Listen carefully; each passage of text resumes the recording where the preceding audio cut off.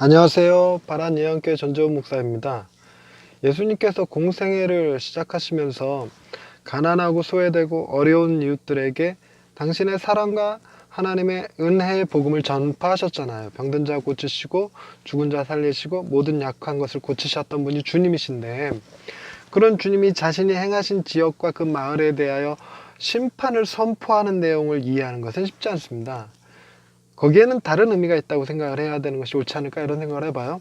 부모님한테도 내가 혼났다고 해서 그걸로 인생이 끝이다, 부모와 자식 간의 관계가 끊어진 것이다, 뭐 이렇게 생각하는 건 말도 안 되잖아요. 나가 그랬더니 진짜로 나가라는 것과 나가버리는 것과 별반 다르지 않을까요?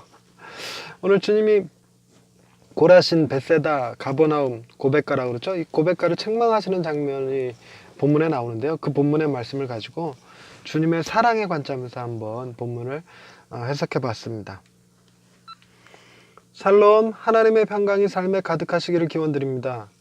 예수님이 세례 요한에게 세례를 받으시고 성령의 이끄심을 받아 광야로 들어가 사단에게 시험을 받으신 후에 갈릴리로 들어가셔서 가버나움에 가셔서 사셨습니다. 그러니까 가버나움은 예수님이 공생애를 시작하실 때 베이스 캠프의 역할을 했던 곳이지요. 주님이 이곳에서 베드로의 장모를 비롯한 많은 사람들을 고치셨고, 귀신 들린 사람을 치유하시고, 물고기 7마리와 보리떡 2개로 4,000명을 먹이시는 기적도 이곳에서 행하셨지요. 가버나움과 가까이 있던 고라신과 벳세다는 예수님의 주요 활동 지역이었습니다. 그 유명한 오병이의 기적이 일어난 곳이 바로 벳세다이지요.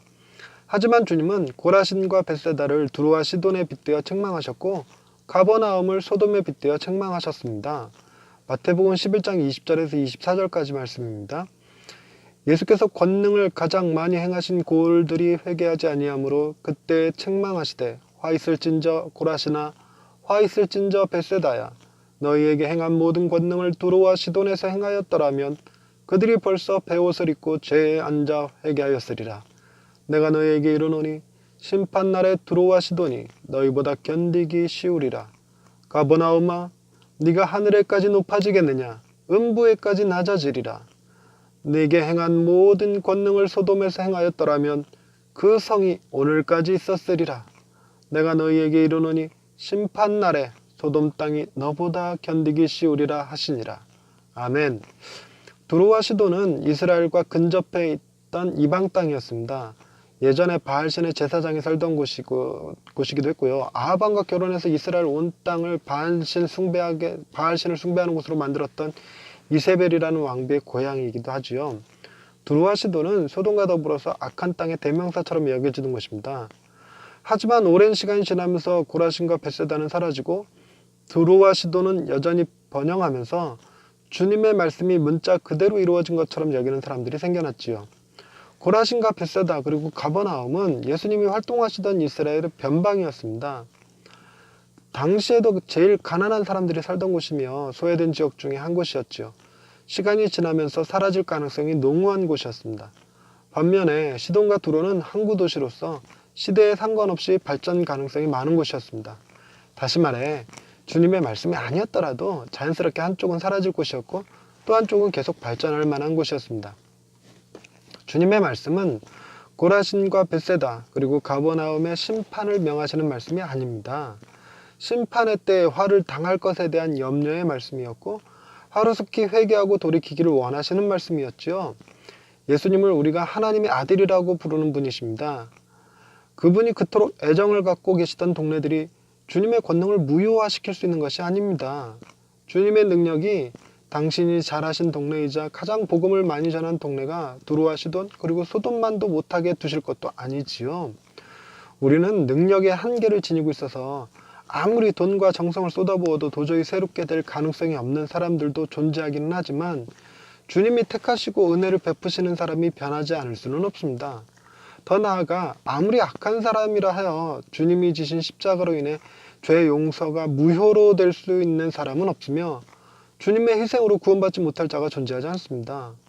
다만 고라신과 벳세다 그리고 가버나움처럼 깨달음이 더디고 좀처럼 회개하지 않는 사람은 있을 수 있겠지요.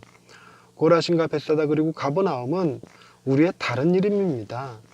주님의 말씀은 이 시대 우리에게도 동일하게 적용될 말씀이라는 것입니다. 주님이 우리에게 행하신 많은 일들을 다른 이들에게 행하셨다면 그들은 벌써 성인군자가 되어 있을 거라는 말씀이죠. 사실 우리는 우리가 주님의 은혜를 받은 만큼 회개하지 못했습니다. 또한 우리는 주님이 우리에게 행하신 만큼 선하게 살아가지도 못하고 있지요. 하지만 우리는 우리의 변함없이 악함에도 불구하고 하나님의 사랑은 결코 줄어들지 않으며 변하지 않고 포기하지 않으심을 믿습니다. 비록 역사의 한 페이지에서 우리의 이름이 지워진다고 해도 하나님의 생명책에서 이름이 사라지지 않을 것임이 분명하지요. 우리는 우리의 회개와 선행으로 구원을 받는 것이 아니라 오직 주님의 능력과 희생으로 구원을 받은 백성이기 때문입니다. 주님은 우리에게 베푸신 은혜에 비해 회개하고 돌이키는 것이 더딜지라도 결코 우리를 내버려 두지 않으시고 끝까지 우리를 책임지시고 우리를 책망하셔서라도 하나님의 자녀로서 살아갈 수 있도록 이끄시는 분이심을 믿습니다. 할렐루야. 우리를 항상 선하게 이끌어 주시는 하나님 아버지, 우리의 잘못된 판단과 가치 기준으로 선이 아닌 것을 선이라 하고 악한 것을 악이 아니라 하며 살았던 미련함을 용서하여 주옵소서. 하나님의 사랑을 받은 사람들답게 이 땅에서의 삶이 고되고 힘들지라도 견디어내게 하시고 악과 타협하지 아니하고 선을 포기하지 않는 사람들 되게 하여 주옵소서. 우리를 위하여 가장 값비싼 희생을 치러주신 주님의 위대한 사랑을 붙들어서 우리도 매일매일의 삶에 도전을 가지고 주님을 닮아가는 모습으로 살아갈 수 있도록 이끌어 주옵소서. 우리의 연약함에도 불구하고 우리를 항상 사랑하여 주시는 하나님께 감사하며 예수님의 이름으로 기도드립니다. 아멘. 고라신과 벳세다, 이게 우리 이름을 집어넣으면 딱 맞잖아. 화 있을진저 재훈아, 화 있을진저 아무개야, 내가 너희에게 행하였던 것을 저 김정은에게 행했다면 내가 히틀러에게 행하였더라면 그들이 벌써 회개했을 것이다. 뭐 그런 얘기 아닙니까? 솔직히 우리는 주일을 지내고 성탄을 보내면서 받은 은혜를 그날 하루를 간직하기도 쉽지 않은 사람들이지요.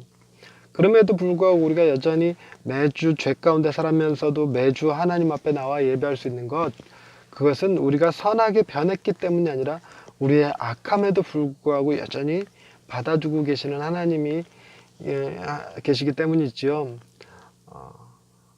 주님이 우리가 받아야 될 그 화를, 소돔과 고모라, 시돈과 두로보다 더 악한 죄값을 주님이 십자가에서 치러주시고 우리는 그 화를 면하게 해주셨습니다. 그 감사함을 잊지 마시고 오늘도 주님과 함께 행복한 하루 되시기 바랍니다. 감사합니다.